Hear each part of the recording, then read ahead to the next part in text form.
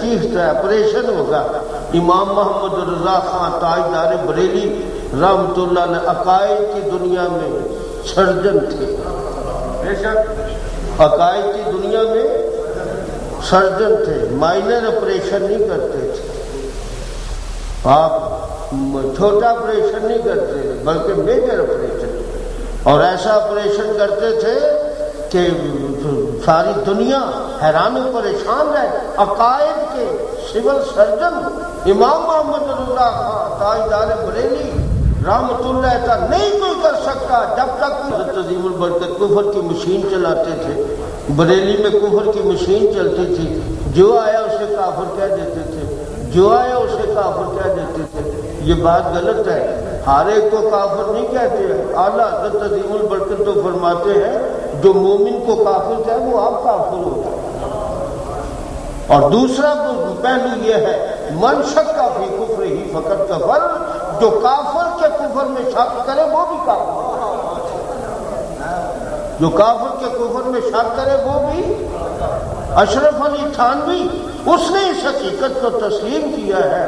اور بڑے بڑے ان کے مناظر رئیس المناظرین چاند پوری اس نے بھی تسلیم کیا ہے. امام محمد رضا خان جو ہمیں کفر کے فتوے لگاتے ہیں وہ حق بجانب ہے. وہ عبادت کو دیکھ کر کفر کے فتوے لگاتے ہیں. اور اگر وہ کفر کے فتوے نہ لگاتے تو دیوبندیوں کے رئیس المناظرین چاند پوری نے یہ حقیقت تسلیم کی ہے. اگر وہ ہم پہ فتویٰ نہ لگاتے تو آپ کافر ہو. امام محمد رضا خان تاجدار بریلی رحمۃ اللہ نے کسی صورت میں حضور کی شان میں بے ادبی برداشت اور کسی حضور کے دشمن سے محبت, کوئی کسی قسم کی تعلق, کوئی کسی قسم کی عزت, اور کوئی لا تواکلوہم ولا تشاربوہم, نہ ان کے ساتھ کھاؤ, نہ ان کے ساتھ بیٹھو, نہ ان کے ساتھ پیو. اور یہ حکم سرکار مدینہ سے. جو بے ایمان ہو, بدعمل ہو, بدعقیدہ ہو, نہ اس کے ساتھ بیٹھنا چاہیے, نہ اس کے ساتھ کھانا چاہیے, نہ اس کے ساتھ پینا چاہیے, نہ اس کے ساتھ شادی کرنی چاہیے. کسی قسم کی کوئی اس کے ساتھ رشتہ داری قائم. اگر یہ پرہیز قائم ہو جائے تو ساری بیماریوں کے جراثیم خود بخود سپڑے ہو جائے. ساری جناب بیماریوں ہم نے ہمدردی کر کے ساری بیماریوں کو پنپنے کا موقع دے دیا. اب ساری بیماریاں آپ سے اور جو کچھ حشر ہو رہا ہے اس وقت پاکستان میں وہ سب آپ کے ساتھ کہتے تھے. اعلیٰ حضرت امام محمد رضا خان نے بڑی سختی کی ہے, بڑی انہوں نے سختی کی ہے. میں نے کہا سختی کی ہے, کسی پر کوئی اسلحہ تو نہیں اٹھایا. کوئی اہل سنت و جماعت یا رسول اللہ کہنے والے کسی پر اسلحہ تو نہیں اٹھاتے. کیوں نہیں؟ اسلحہ اٹھانے والے کا جنہوں نے سختی کی ہے ان کے ہاتھوں میں اسلحہ ہے, ان کے ہاتھوں میں کلاشنکوف ہیں. وہ ایک دوسرے کا خون خرابہ کر رہے ہیں. اہل سنت و جماعت معلوم ہوتا ہے ہم سختی کے ہم علم بردار نہیں ہیں. ہمارے ہاتھ میں تو دامن مصطفیٰ ہے, ہمارا اسلحہ یا رسول اللہ.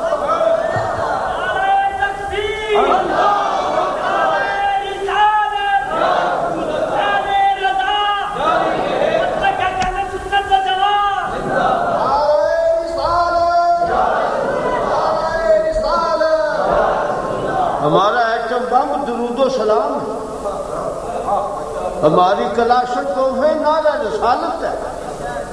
ہمارے ایٹم بم اور ہائیڈروجن بم محفل میلاد النبی ہے.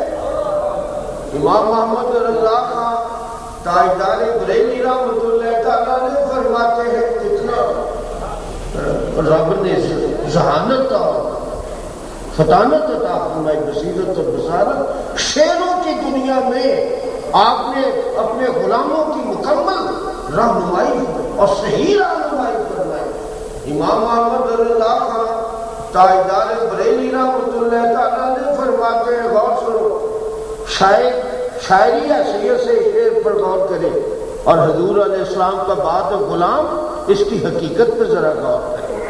شعر کے دو پہلو ہیں, ان کو سمجھنے کی کوشش کرو. امام محمد رضا خان تاجدار بریلی رحمۃ اللہ تعالیٰ نے فرماتے ہیں حشر تک ڈالیں گے ہم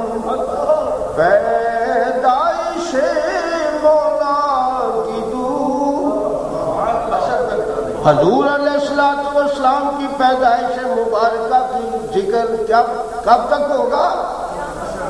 قیامت تک۔ کب تک ہوگا؟ لوگ بعض کہتے ہیں، میں نے اپنے کانوں سے سنا ہے، 2 سال تک بند ہو جائے گا میلاد النبی، 5 سال تک بند ہو جائے گا، 10 سال تک پاکستان میں میلاد النبی بند ہو جائے گا۔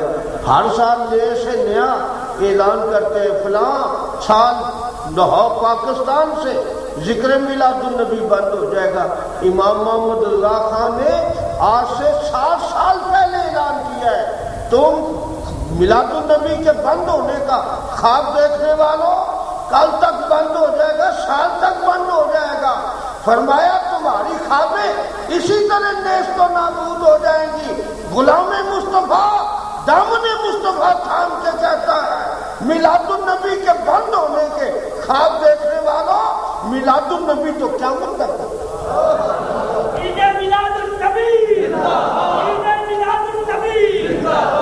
حشر تک ڈالیں گے ہم پیدائش مولا کی دور۔ فرمایا میلاد النبی کی رونقیں کب تک جاری رہے گی؟ اور خاموشی سے نہیں ہوگی، دھوم دھام سے۔ کیوں جی؟ خاموشی سے نہیں ہوگی، دھوم ہو رہی ہے کہ نہیں؟ بڑی کوشش ہو رہی ہے، خزانے خرچ ہو رہے ہیں، پیٹرول سارے کا سارا بہایا جا رہا ہے، پیٹرول کی ساری دولت لٹائی جا رہی ہے۔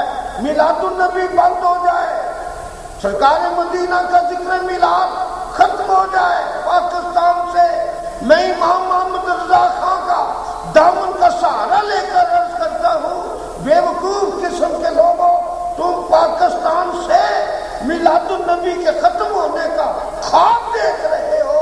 میں اللہ حضرت کا غلام ہونے کی حیثیت سے عرض کرتا ہوں، تم یہ کہتے ہو پاکستان سے میلاد النبی بند ہو جائے گا، ہم کہتے ہیں مکہ مدینے میں شروع ہو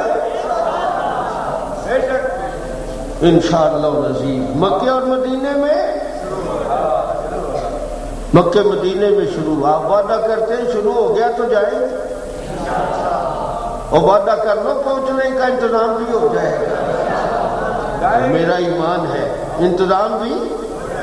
میلاد النبی کا جلسہ ہو مکہ المکرمہ میں، اس جگہ جہاں حضور کی پیدائش ہوئی ہے، اگر وہاں محفل میلاد النبی منعقد ہو جائیں گے، اور پھر میلاد النبی کا جلوس ہو مکے سے مدینے تک، کیوں جی؟ حشر تک ڈالیں گے ہم پیدائش مولا کی دور۔ اگلا مصرع سنو، امام محمد رضا کی بصیرت کو داد دے۔ آپ فرماتے ہیں مثل فارس نجد کے قلعے گراتے جائیں گے۔ ذکر ہم پاکستان میں کرتے ہیں اور قلعے نجد میں گرتے چلے جاتے ہیں۔ میلاد النبی کا ذکر کتنی طاقت اور قوت اور کیسا عظیم مسئلہ ہے۔ میلاد النبی کا ذکر پاکستان میں کرتے ہیں اور نجد کے قلعے اپنے آپ گرنا شروع ہو جاتے ہیں۔ معلوم ہوتا ہے یہ ہمارے میزائل ہیں، محفل میلاد النبی ہمارے میزائل ہیں، ہمارا اسلحہ ہے۔ ذکر ہم یہاں کرتے ہیں اور نشانے نجد کے دیواروں پر جا کر لگتے ہیں۔ اور اعلیٰ حضرت عظیم ایسا اسلحہ امام اہل سنت نے ایسے اسلحے کی نشاندہی کی ہے۔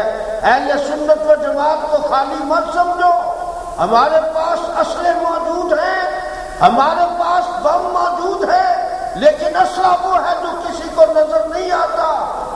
اسلحہ نظر نہیں آتا، کام پورا کرتا ہے۔ ہمارے اسلحے فیکٹریوں میں نہیں بنتے، نگاہ مصطفیٰ سے آتا ہے۔ ہمارا اسلحہ یا رسول اللہ، ہمارا اسلحہ درود و الصلاۃ والسلام علیک یا رسول اللہ، ہمارا اسلحہ محفل میلاد امام محمد رضا خان تاجدار بریلی رحمۃ اللہ علیہ نے اہل سنت کے اسلحے کی نشاندہی کی ہے۔ نظر کسی کو نہیں آتا، کام پورا کرتا ہے۔ ہمیں کیا ضرورت ہے اسلحہ اٹھا کر چلنے کی؟ کیوں جی؟ اہل سنت کو کیا ضرورت ہے خام کا کلاشن کو اٹھانے کی؟ اہل سنت کو کیا ضرورت ہے خام کا بم اٹھانے کی؟ ہماری کلاشن کوفے اور ہمارے اسلحہ درود و سلام اور نعرہ رسالت یا رسول اللہ۔ امام محمد رضا خان تاجدار بریلی رحمۃ اللہ تعالی علیہ فرماتے ہیں مصر فارس نجد